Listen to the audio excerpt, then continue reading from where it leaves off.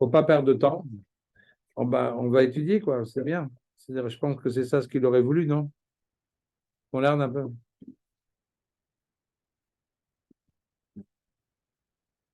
Bon, Kamouvan, bon, je vais me répéter, mais c'est pas la peine, mais rapidement, quoi. C'est sûr qu'on a appris chez Moshe Kavod HaTorah, non, ça c'est clair. Le Kavod HaTorah, c'est quelque chose de fondamental qu'on a appris et qu'on a appris aussi les vertus de la Yegiya Torah, à chaque détail, comment est-ce qu'on étudie sérieusement chaque chose, trouver les choses qui se trouvent, qui sont cachées derrière. Et comme c'est marqué que quand Rabbi Akiva Nifta, Botel Kvod HaTorah, et Rashi explique là-bas parce qu'il était Deiresh al Kol Kotz, le Kotz, style et Tilim Halaloches. Et voilà, il y a un Bitul Kvod HaTorah, en fait, qu'il est parti. C'est vrai qu'il avait cette capacité tout à fait exceptionnelle de découvrir et de dévoiler, de nous dévoiler le Kvod HaTorah. Ça, on peut dire aussi d'une certaine manière, Botel Kvod HaTorah. Il y a quelque chose de. Ça fait 6 années déjà, 6 ans. 7 si je ne me trompe pas. 7 ans. Ouais.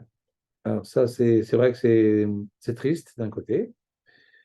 Maintenant, ça nous demande aussi nous-mêmes d'aller d'aller dans ces chemins. Maintenant, il y a autre chose que je voulais te dire aussi, c'est que, je pense que je l'ai déjà dit, mais je le répète encore une fois, moi, ce que j'ai beaucoup appris de lui, c'est d'aller jusqu'au bout de son propre langage, de sa propre Torah, d'aller jusqu'au bout de sa propre spécificité. Voilà. J'ai vu là-bas, on a vu là un Talmid Chacham qui était Yachid. C'est-à-dire, il n'y avait personne d'autre qui lui ressemblait. C'est-à-dire, il était seul au monde dans sa façon à lui de lerner le texte. Aujourd'hui, moi, j'ai Otsar Chokma, j'ai 110 000 svarim. C'est souvent un crève-cœur. Je vois des choses qui sont écrites. Mais je me dis des choses comme ça, banales, comme ça, encore une fois banales, et encore une fois banales, et encore une fois banales, où on sent que les gens ne sont pas allés jusqu'au bout des choses. Ça me fait mal au cœur. Je sens que les choses ne vont pas jusqu'au bout. Et là, on avait un Talmid Chacham qui allait jusqu'au bout de ce que lui, il avait à dire.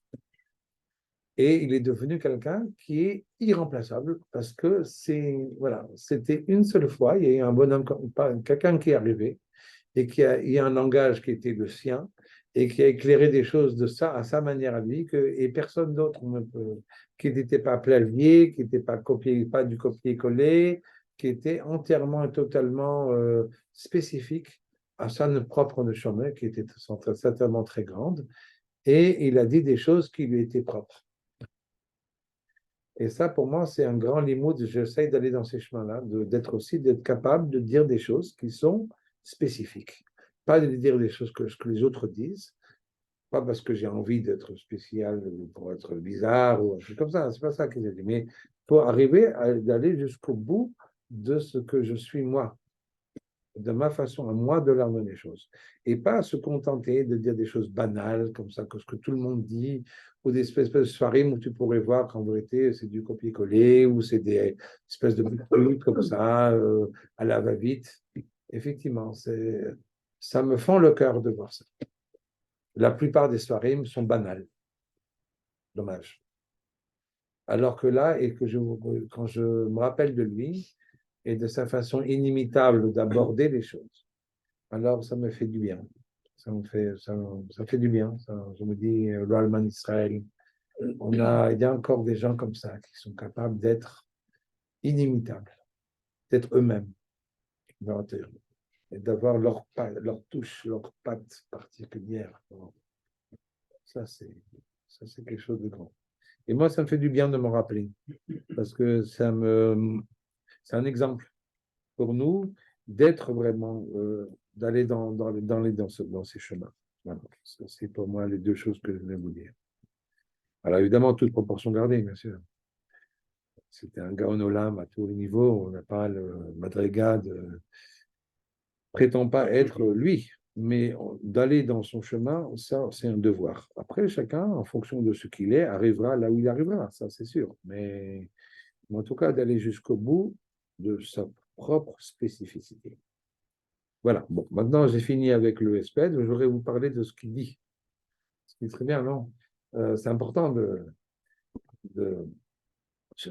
Alors, il y a dans le livre Yom Arava, il y a à la fin du Yom Arava, il y a ce qu'on appelle Eskera Matzok, qui sont des Mahamarim sur le Chodesh Tevet, qui sont intéressants. Et Ahmed, je ne les avais jamais lus.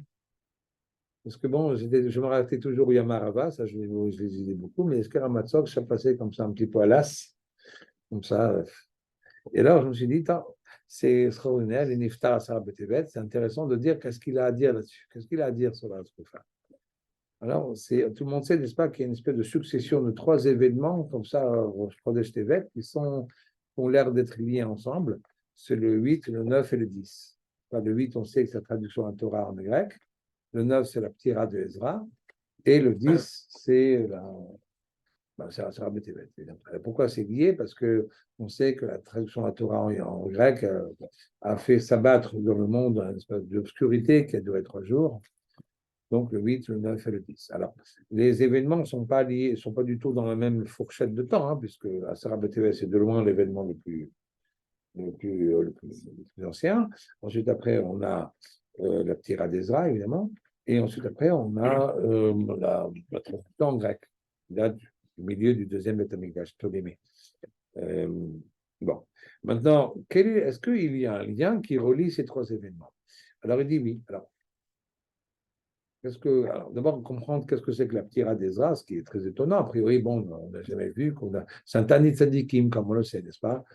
C'est marqué dans le Masechet Tanit, c'est Nifsar dans Shulchan Aruch au début du Tanit, qu'il y a des Tanit Tzadikim, les 8 et les 9, ce sont des Tanit Tzadikim.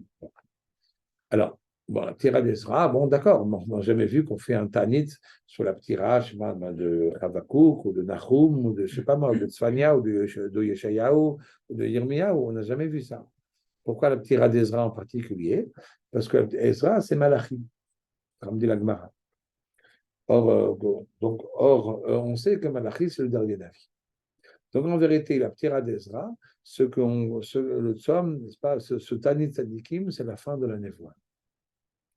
C'est terminé. Avec la Névoie, c'est le dernier Navi, la Névoie s'est arrêtée. C'est-à-dire, Mikaronocha Ba'ilim, Ba'ilemim, Wakushbochu se tait, tu verras. Eh bien, il se tait à partir des arts. Ce n'est pas dire qu'il se tait totalement, puisque la nevoie est Bederech Chochma chez les Chachamim, Nitla Minanevim, mais le Nitla Minachachamim, et que la nevoie suit des Malachim qui sont des Malachim de Chochma. Ça oui, c'est-à-dire qu'il y a encore une notion de nevoie qui existe chez les Chachamim. Mais la nevoie en tant que nevoie classique, n'est-ce pas, n'existe plus. Comme c'est marqué dans Seder Olam Rabbah, et ça c'est concomitant, n'est-ce pas, de Yavan, où la Seder Olam Rabbah dit que c'est quand Alexandre le Grand, n'est-ce pas, que la nevoie s'est arrêtée à ce moment-là, et que Mikan Veilach, à partir de là, Hatos Decha Ushva Divrei Chachamim, c'est-à-dire qu'il faut maintenant écouter les Chachamim. Très bien. Et on connaît aussi les conséquences de ça, parce que c'est, en vérité, la première conséquence, c'est la notion de Kfira. La notion de Kfira, c'est-à-dire qu'il y a une possibilité d'athéisme, on va dire de contester, mais l'existence de Dieu, c'est quelque chose qui n'a jamais existé, qui commence en vérité avec la Grèce. Et encore, les Grecs, ils étaient souvent, ils étaient aussi, eux aussi, des Ovdei Avodah Zarah. Ils apportaient n'est-ce pas,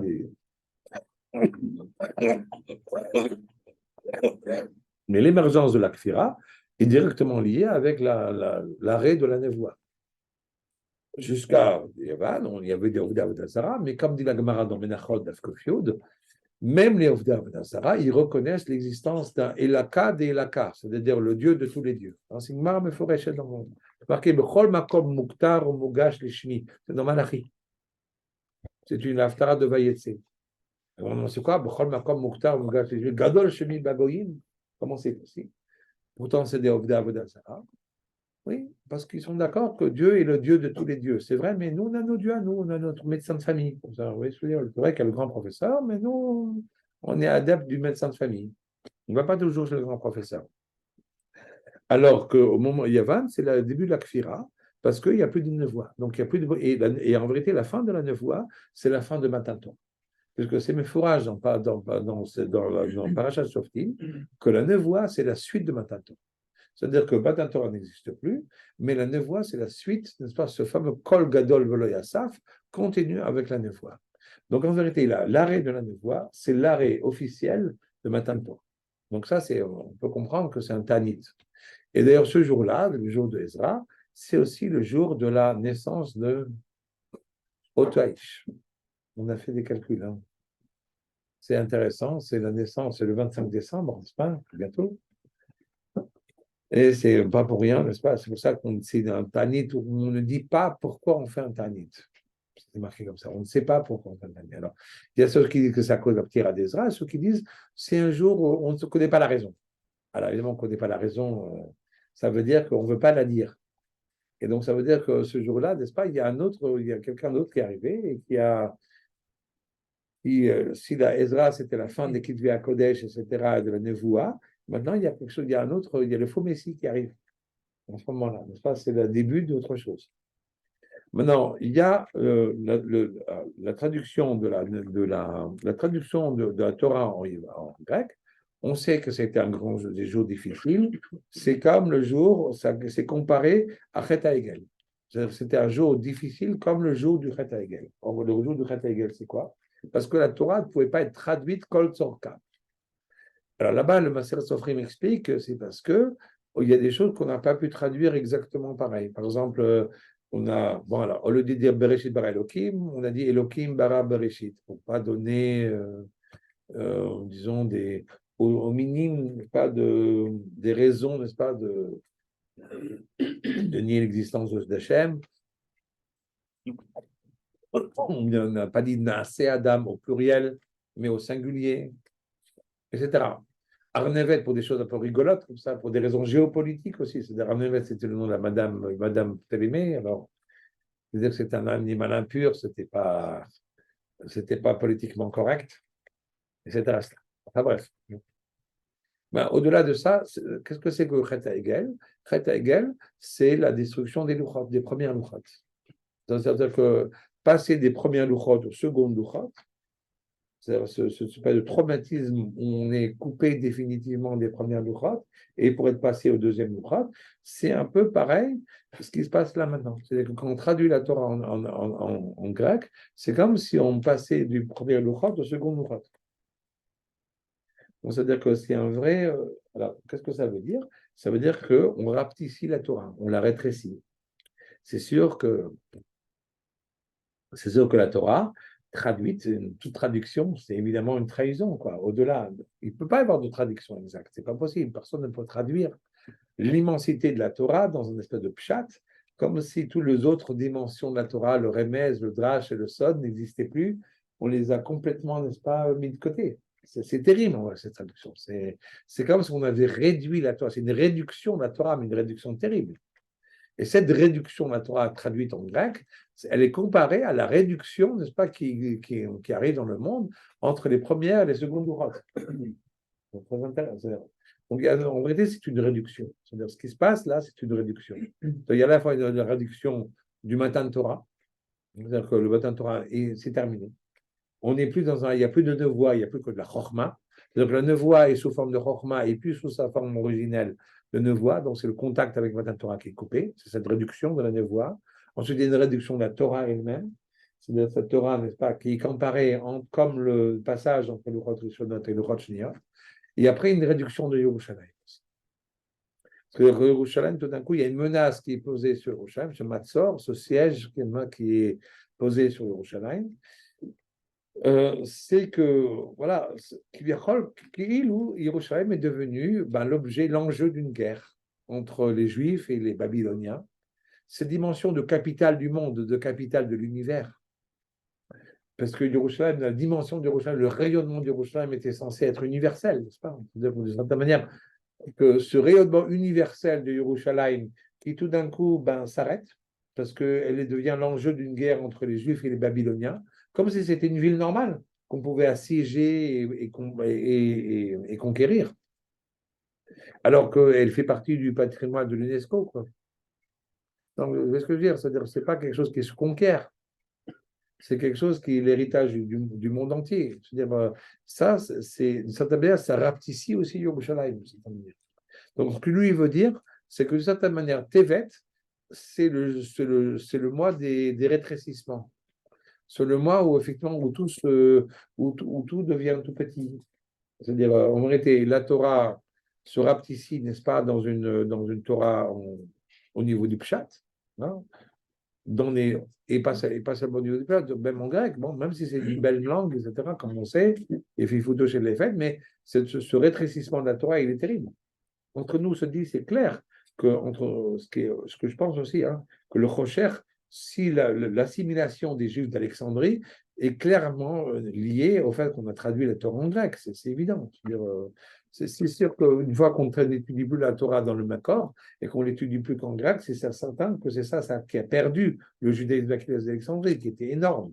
Il y avait des millions de Juifs, hein, c'est pas rien.